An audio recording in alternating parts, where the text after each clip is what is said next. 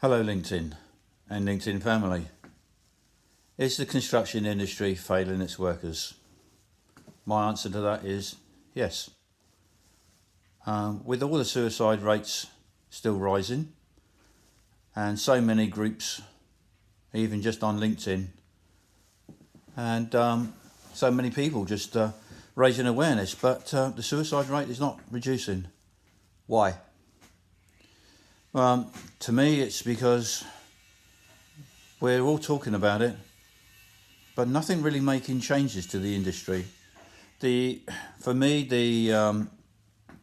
we need to encourage our workers not, to me, it's like not go to the pub each night. Show them obviously what ways they can actually have a better lifestyle if they didn't.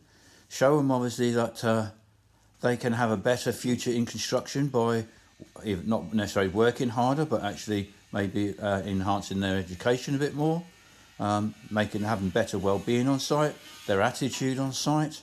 Let's make our guys feel welcome. So one of my sites years ago, I used to do monthly barbecues, bikes, and go to local shop, basketball, all that stuff. I know people say, yeah, that's over the top, but at the end of the day, everyone loved working there, and I end up months and months ahead of program because of it. So we need to show the guys on site that we actually care about them, and at the moment we're not. There's too many risks being taken with health and safety. Safety only matters, we'll say, when the health and safety guy is due, and then after that it all goes out the window. So for some companies, they need to have massive changes. Not saying all of them, but some of them they do. So from my side, we need to start working together as groups. Say there's so many groups on LinkedIn, but everyone's doing their own thing. We should have one group really that teams together, that draws everyone together to actually work as a team. I think if we can do this, we can make massive changes in the construction industry. Better well-being, better safety, and so to me it's not making money, because I spend 50% of my salary on helping people not to end their lives and getting people to talk about their issues.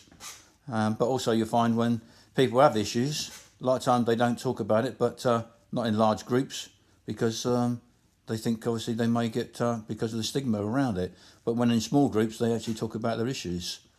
So what I sort of trying to do is get people together in small groups, so that way they have the chance to open up. Like at car events, what I do, when I go to my car events, so many people, 50 women and probably 20 guys crying at every little small event that I do, open up about their issues. Some of them will nod at you to acknowledge obviously that they've got issue, and they see your story and they can relate to it, and they may follow you to the next event, which they quite often do, and say, Mike, I need help. But to me, it's not necessarily always signposting them straight away to counsellors. It's about like having a hobby. The hobby to me that's what got me through, is having a hobby, something to actually occupy my mind, because your mind can play massive tricks on you and think whatever issues you're going through in life is actually a lot worse than what it is, and it may not be.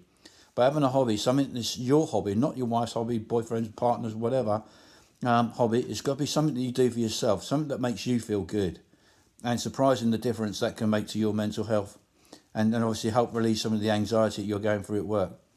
We all know that obviously with the economy at the moment, everyone is suffering, and over 4,000 companies have gone bust just this year. So and it's still rising, over 100 companies a week. So the more we can do to help the guys on site and make our lives better, because obviously as managers, we all want an easier life than we are at the moment. So let's work together and make it happen. Contact me at mike@constructionbuddies.co.uk. Thank you. Have a great week and weekend.